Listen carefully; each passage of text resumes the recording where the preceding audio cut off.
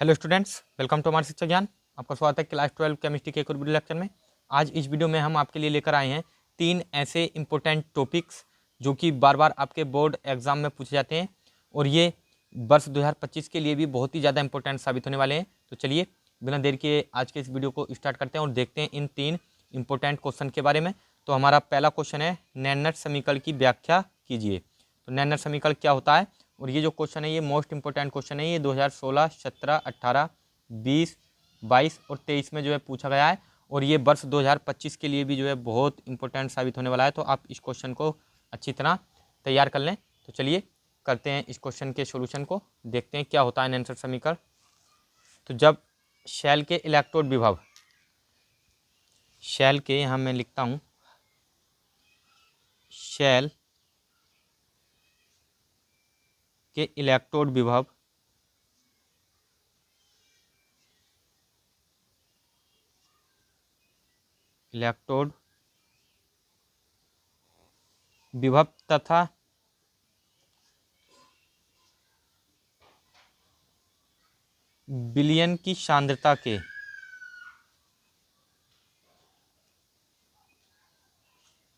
तथा विलयन की सांद्रता के बीच संबंध बताने वाले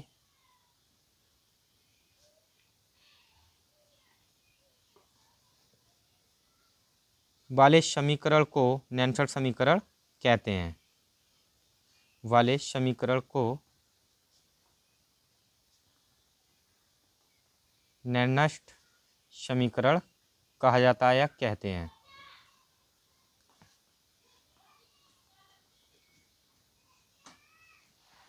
यानी सेल के इलेक्ट्रोड विभव तथा विलयन की सांद्रता के बीच संबंध बताने वाले समीकरण को नैनट समीकरण कहते हैं। अब यहाँ पर हम एक अभिक्रिया लेते हैं, एक शेल अभिक्रिया ले लेते हैं। यहाँ पर Mn+ आयन है और यहाँ पर जो इलेक्ट्रॉन है, इलेक्ट्रॉनों का त्याग हो रहा है, यहाँ से N इलेक्ट्रॉनों का त्याग हो रहा है। तो जहाँ जितना चार्ज होता है इतनी इलेक्ट्रॉनों का त्याग होता है। तो यहाँ पर ये अभिक्रिया हमने ली और ये यहाँ पर एक M सॉलिड फॉर्म में जो है बनकर तैयार हो रहा है। तो इस अभिक्रिया के लिए, यानी इस अभिक्रिया के लिए जो नैनट समीकरण होगा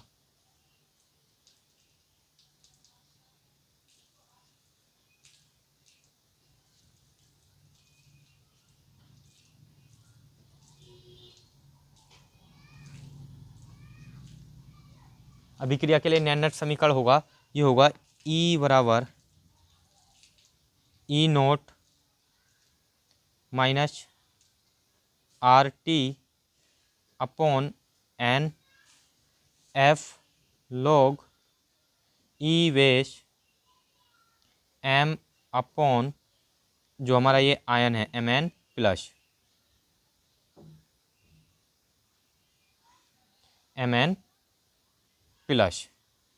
इसी को हम नैनट समीकरण बोलते हैं। अब हम इसको या दूसरे शब्दों में भी हम इसको ऐसे लिख सकते हैं, E बराबर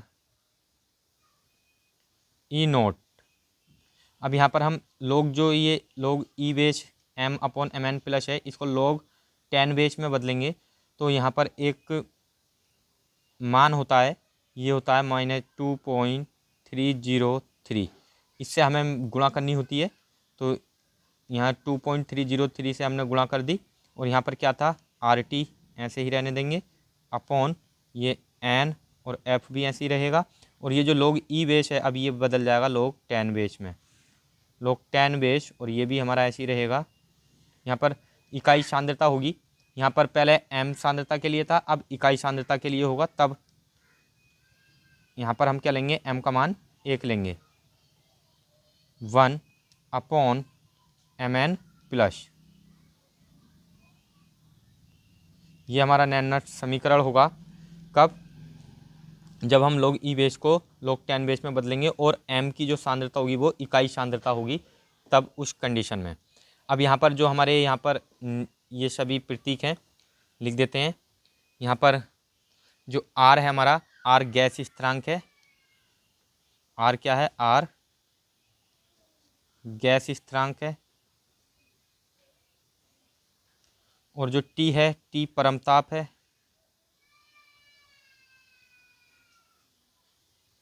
और एन इलेक्ट्रॉनों की संख्या है, इलेक्ट्रॉनों की संख्या। जो एन है ये इलेक्ट्रॉनों की संख्या है, जहाँ जितने इलेक्ट्रॉनों का यहाँ पर त्याग हो रहा है। अब और क्या बचा हमारे पास, एफ। एफ क्या है, फैराडे नियतांक है, ये फैराड यानी फैराडे नियतांक है या स्थिरांक है। और हमारे पास अब क्या बचा, बस यही जो हमारे प्रतीक थे, यही कुछ इंपॉर्टेंट प्रतीक हैं। और इस प्रकार जो हमारा नैनोनट समीकरण है ये कंप्लीट हो जाता है, और मुझे उम्मीद है कि ये आपको अच्छी तरह समझ में आ चुका होगा। तो चलिए अब हम बढ़ते हैं हमारे नेक्स्ट इम्पोर्टेंट क्वेश्चन नंबर 2 की ओर। तो चलिए हमारा जो नेक्स्ट इम्पोर्टेंट दूसरा क्वेश्चन है वो है कोलराउस का नियम लिखिए तथा इसका एक अनुप्रयोग भी लिखिए। और ये भी बहुत ही मोस्ट इम्पोर्टेंट क्वेश्चन है, ये सबसे ज़्यादा इम्पोर्टेंट क्वेश्चन है। आप इस पर डबल ट्रिपल स्टार जो है मार्क्स कर लीजिए, ये आपके बोर्ड एग्जाम में 100% आने वाला क्वेश्चन है। तो ये जो क्वेश्चन है ये 2014, 15, 16, 17, 18, 19, 20, 22, 23, 24 लगातार प्रति वर्ष ये क्वेश्चन पूछा गया है। तो ये क्वेश्चन 2025 में भी पूछा जा सकता है, तो आप इस क्वेश्चन को बिल्कुल अच्छी तरह तैयार करें। तो चलिए देखते हैं क्या होता है कोलराउस का नियम। इस नियम के अनुसार यहाँ लिखेंगे इसका उत्तर हम, कोलराउस के नियम के अनुसार,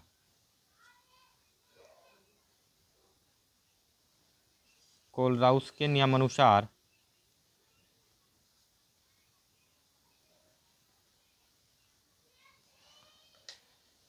अनंत तनुता पर, यहाँ से लिखते हैं अनंत तनुता पर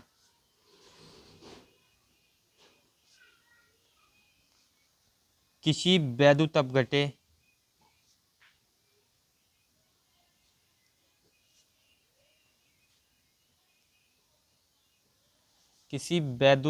अपघटे की मोलर चालकता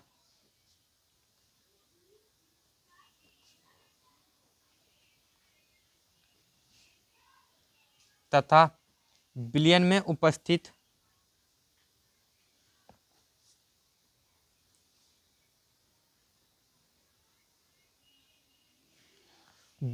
उपस्थित धनायनों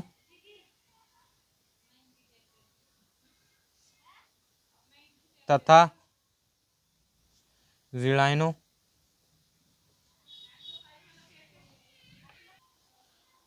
की मोलर चालकताओं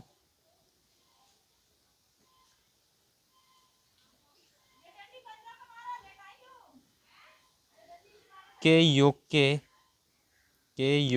के बराबर होती है। तो कोलराउस के नियमानुसार अनंत तनुता पर किसी वैद्युत अपघटे की मोलर चालकता विलयन में उपस्थित धनायनों तथा ऋणायनों की मोलर चालकताओं के योग के बराबर होती है। इसे ही हम कोलराउस का नियम कहते हैं। अब इसके लिए मान लीजिए एक वैद्युत अपघटे है NaCl,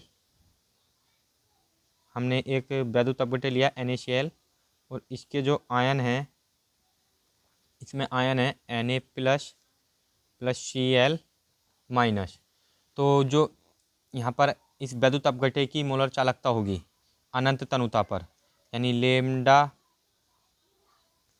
इनफाइनाइटी यानी अनंत तनुता पर m, और ये क्या है NaCl, ये NaCl यानी NaCl की अनंत तनुता पर मोलर चालकता बराबर होगी जो विलयन में उपस्थित आयन होंगे Na प्लस और Cl माइनस,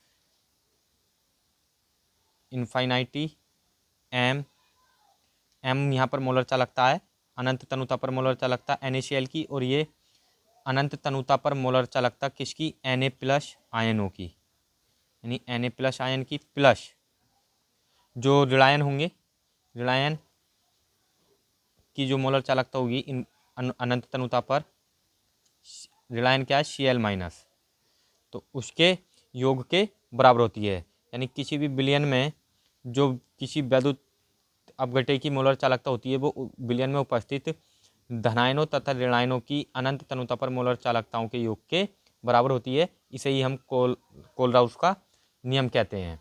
अब हमसे क्वेश्चन में कहा गया था कि इसका एक अनुप्रयोग लिखिए, तो चलिए देखते हैं अनुप्रयोग के बारे में। अनुप्रयोग, कोलराउस के नियम का अनुप्रयोग। इसका जो अनुप्रयोग है ये वियोजन की कोटि ज्ञात करने में किया जाता है, यानी कोलराउस के नियम का जो उपयोग किया जाता है ये किसमें, वियोजन की कोटि ज्ञात करने में, यानी वियोजन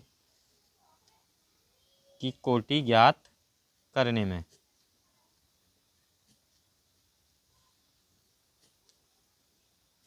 तो क्या होता है वियोजन की कोटि, चलिए जानते हैं वियोजन की कोटि के बारे में भी। तो किसी सांद्रता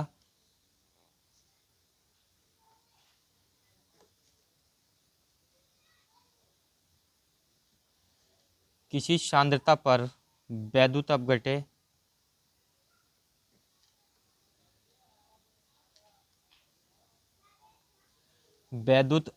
की मोलर चालकता तथा अनंत तनुता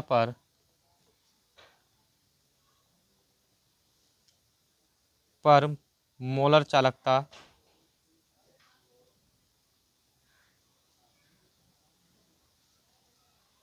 के अनुपात को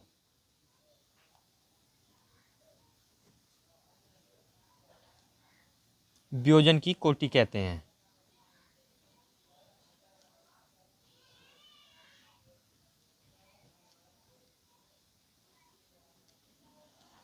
तो जो अनुप्रयोग है इसका वो है वियोजन की कोटि ज्ञात करने में। और वियोजन की कोटि क्या होती है, किसी सांद्रता पर वैद्युत अपघट्य की मोलर चालकता तथा अनंत तनुता पर मोलर चालकता का जो अनुपात होगा उसी को हम कहते हैं वियोजन की कोटि।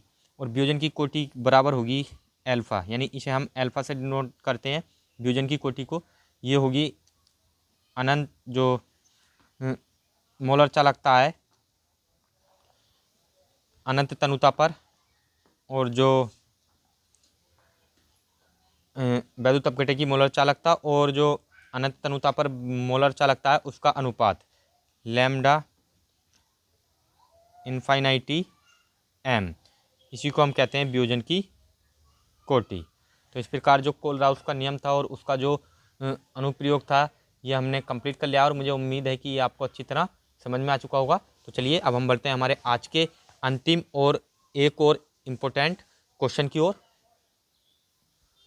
तो चलिए नेक्स्ट हमारा क्वेश्चन है, विद्युत अपघटनी शेल तथा गैल्वेनिक शेल में अंतर स्पष्ट करो। और ये जो क्वेश्चन है ये वर्ष 2025 के लिए भी बहुत ज़्यादा इंपॉर्टेंट साबित होने वाला है। और ये क्वेश्चन 2014, 15, 17 और 24 में जो है लगातार पूछा गया है। तो आप इस क्वेश्चन को भी अच्छी तरह तैयार करेंगे। चलिए हम लिखते हैं इसके अंतर को। तो चलिए एक तरफ हम लिख लेते हैं विद्युत अपघटनी शेल, विद्युत अपघटनी शेल, और इधर हम अंडरलाइन यानी एक लाइन खींच करके इधर लिख लेते हैं गैल्वेनी शेल।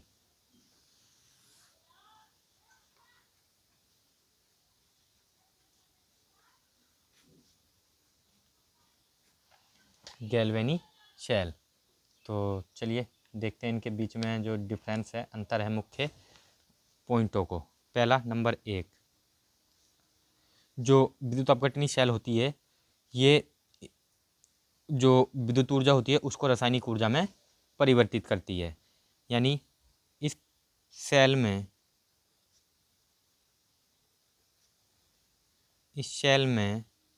विद्युत ऊर्जा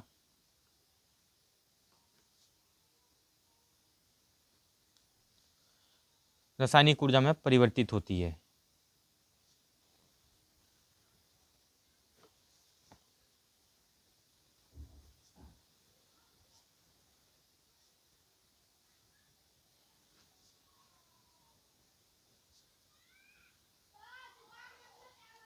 और जबकि जो हमारी गैल्वेनी शेल है इसमें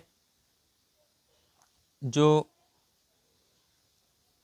रासायनिक ऊर्जा होती है उसका विद्युत ऊर्जा में परिवर्तन होता है। यानी इस शेल में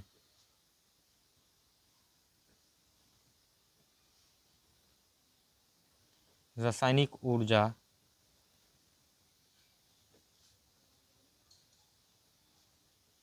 को विद्युत ऊर्जा में परिवर्तित किया जाता है।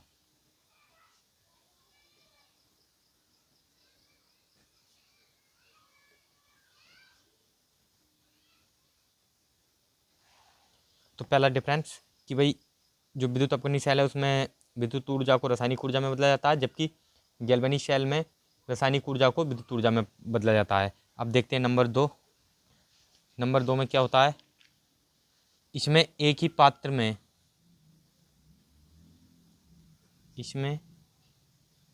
एक ही पात्र में एक ही विद्युत अपघट्य एक ही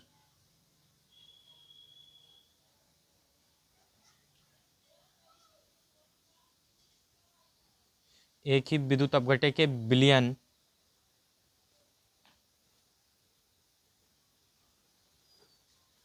में दोनों इलेक्ट्रोड डूबे रहते हैं।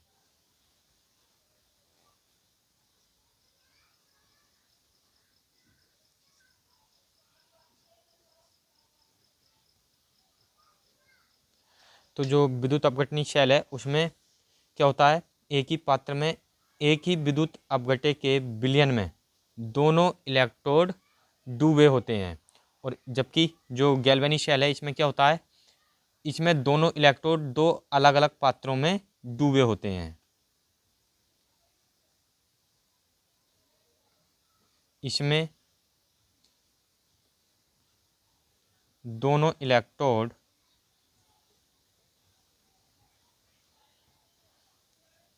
दो अलग अलग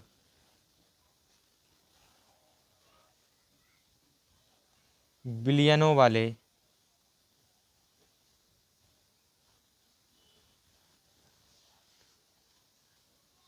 पात्रों में डूबे होते हैं। तो दूसरा अंतर भी देख लिया, चलिए देखते हैं एक और इसके इम्पोर्टेंट अंतर को। इसमें लवण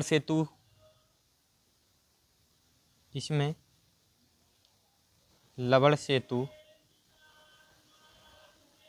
या शरंध्र पात्र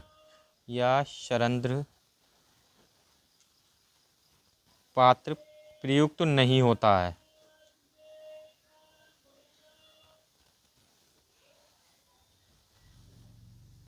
तो जो हमारा विद्युत अपकर्णी शेल है इसमें लवण सेतु या शरंध्र पात्र का प्रयोग नहीं होता है, और इसमें क्या होता है, लवण सेतु या शरंध्र पात्र प्रयुक्त होता है।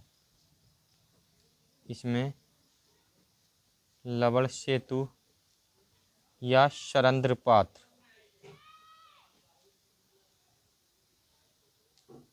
प्रयुक्त होता है। तो चलिए जो हमारा ये आज का इम्पोर्टेंट क्वेश्चन था ये भी हमने कंप्लीट कर लिया है, और मुझे उम्मीद है कि ये भी आपको अच्छी तरह समझ में आ चुका होगा। और ये जो तीनों क्वेश्चन थे ये बोर्ड एग्ज़ाम 2025 के लिए बहुत ही ज़्यादा इंपॉर्टेंट क्वेश्चन है। तो यदि ये वीडियो आपको अच्छा लगा हो तो प्लीज़ अपने ज़्यादा से ज़्यादा दोस्तों के साथ इस वीडियो को शेयर करें, और इस वीडियो को लाइक शेयर और सब्सक्राइब करना ना भूलें। Thanks for watching.